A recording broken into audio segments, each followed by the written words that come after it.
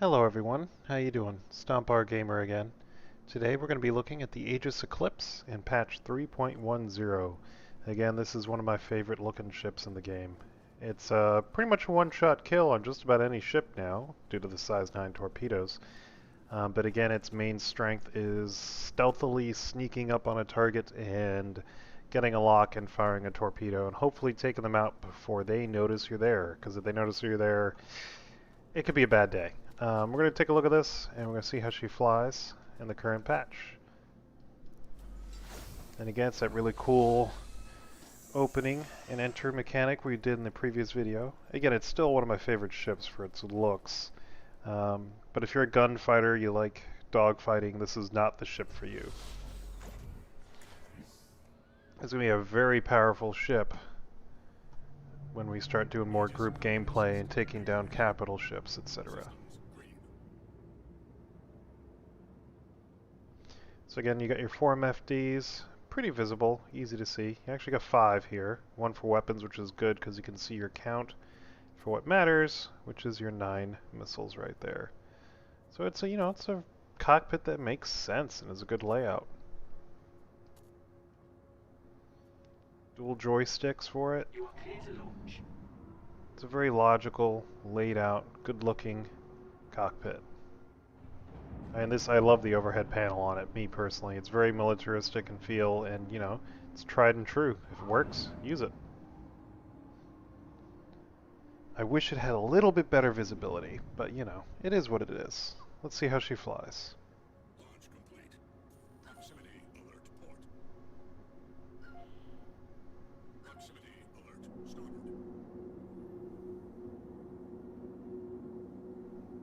And now let's use this wonderful visibility to find our exit. Landing gear retracted. There she is. You can barely see it. Thank you. Please visit again. Now, she needs an external view. Can't do it for long though, because I have to see where I'm going.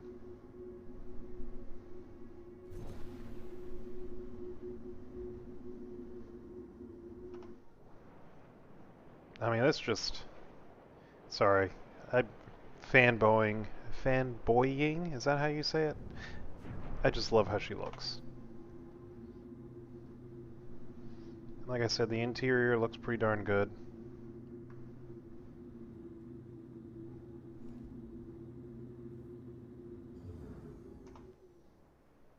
Why am I flying backwards? Why am I flying backwards? Why is my throttle stuck? What is going on here?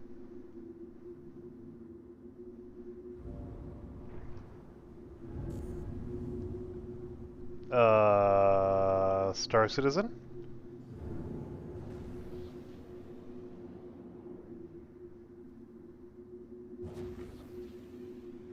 Okay.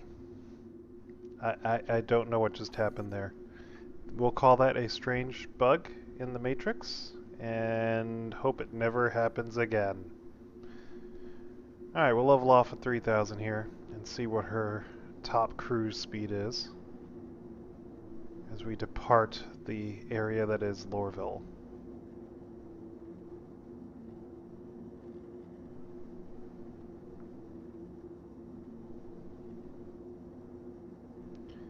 So it looks to be about 280, 290-ish top speed. And obviously at top speed she's not going to maneuver too well. Roll rate is not bad at all though. Just for funsies, we'll look at pitch. Pitch isn't bad, even at top speed. Let's see how it is while let's get boosted back up again. And check yaw. Here we are about 307. Yeah, you're getting about 90 degrees before she starts fighting back. Alright, let's slow back down to SEM speed, and let's just do some regular atmospheric flying. Sometimes you feel like a nut. Sometimes Mr. Nut joins the chat and says he loves the look of the ship. Yes, sir, it is a great looking ship. Alright, let's roll to the right. good roll. Pitch again, all the way through this time.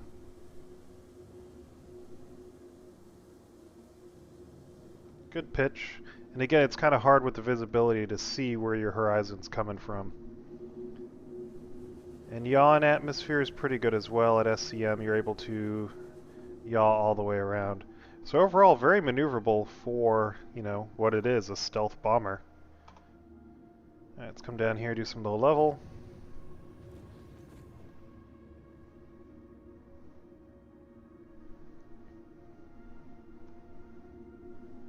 And again, this is equipped with two size 2 fixed Gatling guns. I believe they're Scorpion GTs. It's not a fighter. You're not going to dogfight. Can you in a pinch? Certainly, but if it gets to that point, you're in trouble. Where the ship truly shines is in stealth gameplay. So real quick, we'll suppress IR while we're down here real fast. See if I can do it quickly. Heat, suppress overall IR. There we go. And we'll let it cool down. And then when we'll go up to orbit, we'll see what we're down to.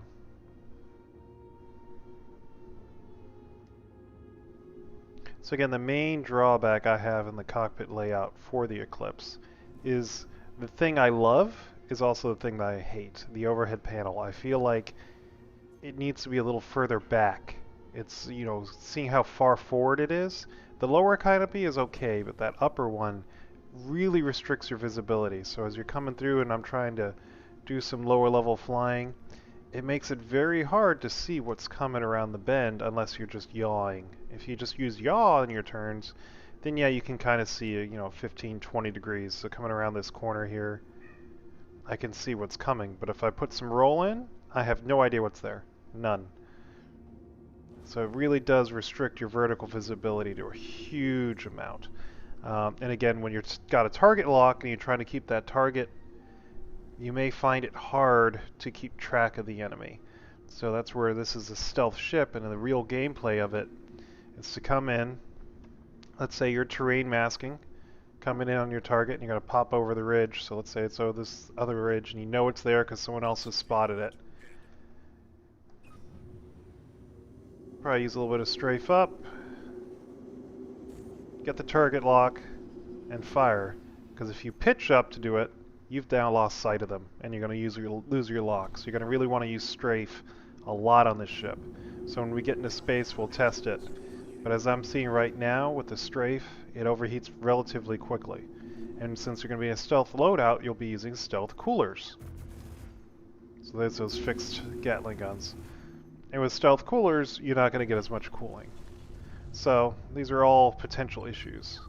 We'll go ahead and head up to orbit now and check her, you know, how she does in space. In atmosphere, she handles very well, like you would expect. And again, some more fanboy look at the appearance. It's just a beautiful little ship. But again, you got a huge, you know, you've got a very small cross section from the front, right? So, you know, again, it's going with the stealth ideology. You know, the flying wing shape, a lot of angled surfaces where the black, we're assuming radar absorbing skin, you know, it looks like you would expect. But from the top, man, you're a target. If you get into a dogfight with someone and they're able to get this view on you, they can't miss. They're going to hit you, even though you're a smaller ship. It's just a lot of surface area. They're going to take off wings, they're going to take off thrusters, components, etc. So again, your best bet in the ship, if you get detected, is to run. If you're able to do some damage to them, maybe let's say you got one torpedo off, maybe you could throw some scatter ballistics on there and take them down that way. I don't recommend it. You probably can, but in the future, like I said, we need to keep in mind as we're playing, and we need to start playing this way. Death will now be, will eventually be bad. You know, it's not going to be like other games where you die, you hit respawn, boom, who cares, claim my ship, add it again. Your character will only be able to die a certain amount of times, and when they die, you lose a lot of stuff. You lose your progress, you lose your money, you have to start a new character. If you've got someone, you know, more than one account, I think, I'll have to read over Death of the Spaceman again, but eventually it's going to be, you know, a big deal to die. So people will start avoiding death. Alright, here we are. We're going to see the top speed now. 980. So I hate to say it, but my girl is slow. A freelancer is faster than the Eclipse at full all-out speed, so just about anything can outrun it. So you're going to need to sneak up on it, fire your torpedo, and hope you take them out. Because fact of the matter is, they're going to be able to take you out. Alright, let's see how she slows. And you cannot outrun your own torpedoes, which is kind of sad. So if another Eclipse fires a torpedo, you're kind of a goner. We'll try to slow down here. So again, relatively quick overheat, which is kind of... Oh, that's interesting. There's that bug they're talking about. Sometimes when you overheat, you lose control, stability of your ship. So that's what happened there. Alright, let's do our fun maneuverability test. Pitch. Pretty much exactly the same as an atmosphere. Yaw. Faster than an atmo. Which is good, because we need good yaw with our visibility, or lack thereof. Roll. So pretty much all axes are the same in and out of atmosphere. Which is interesting, because this is a flying wing, so you would think, you know, we would have some actual real aerodynamic effects in atmo. I'm not seeing it. Alright, we'll come through here, we'll do a vertical and then lateral spin around this pylon and see how she does in that. And again, this is more of a test for dogfighting, so it's not really a very fair test, but I am curious to see how it does.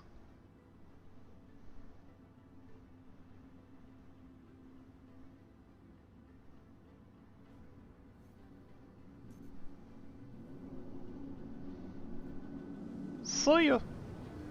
Oh, I can't even see it. Where'd it go? Oh, there it is. Okay. Oh, there we go again. Lost it. Overheated. It's somewhere behind us. There it is. Yeah. Alright. Let's try lateral now.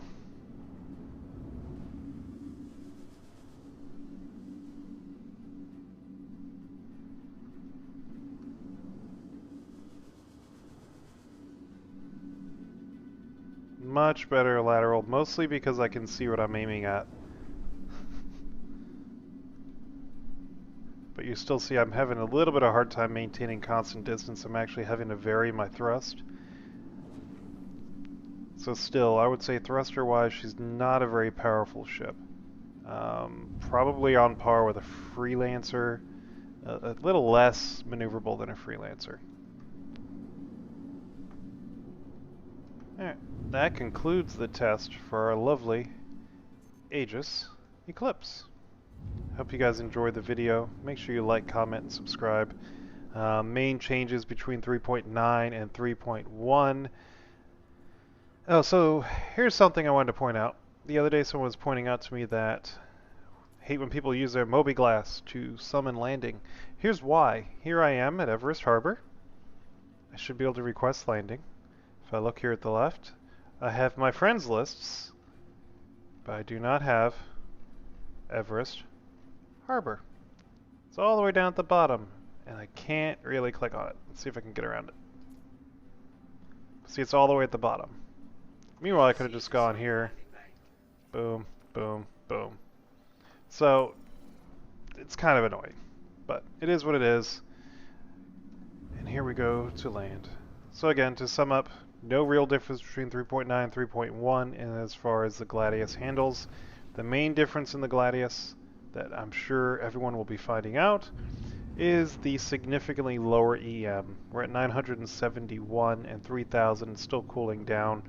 So our detectable range right now is about 1.5 kilometers, and that's using pretty meh components. It'll get a lot lower as you get the the tier A higher level stealth components. This is just the stock build. So you can make this girl basically undetectable. Go ahead and land her, and we'll log off. And probably play some World of Tanks, because I'm trying to get some World of Tanks experience now, because stinking org, they're playing World of Tanks now. There we go. Can we repair? We can. Let's see what happens when we actually land. Proximity alert port. Landing complete. Have a pleasant stay. Ah, okay. So we're able to repair. Sometimes you can, sometimes you can't.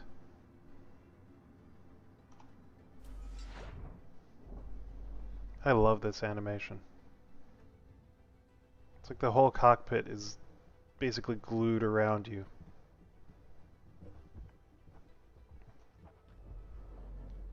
Alright everyone, have a good day. If I do another review, I'll probably have one up here in a couple of minutes.